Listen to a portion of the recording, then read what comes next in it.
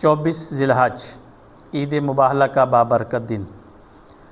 آنے والا دن 24 ذی الحج کو عید مباہلہ حضرت محمد مصطفیٰ ان کا دن، علی کی ولایت کا دن، عید مباہلہ حق کی فتح کا دن ہے، اور اہل بیت کی عظمتوں اور ولایت الہی کے اعلان کا دن ہے۔ اس مبارک موقع پر جتنا کچھ ہو سکے ہمیں درود شریف اور استغفار، صدقہ اور ذکر اہل بیت کا اہتمام کرنا چاہیے، کیونکہ یہ دن ہمیں اللہ تعالیٰ سے دین حق پر ثابت قدمی رکھنے کی طاقت عطا فرماتا ہے۔ اور آج اسی دن کی مناسبت سے ایک وظیفہ عید مباہلہ کے حوالے سے لے کر حاضر ہوا ہوں۔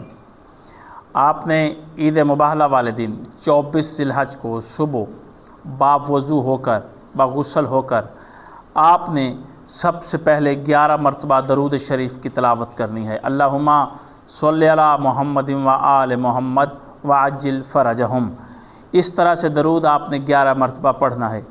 پھر آپ نے 70 مرتبہ استغفر اللہ و اتوب الیہ، استغفر اللہ و اتوب الیہ 70 مرتبہ آپ نے اس کو پڑھنا ہے۔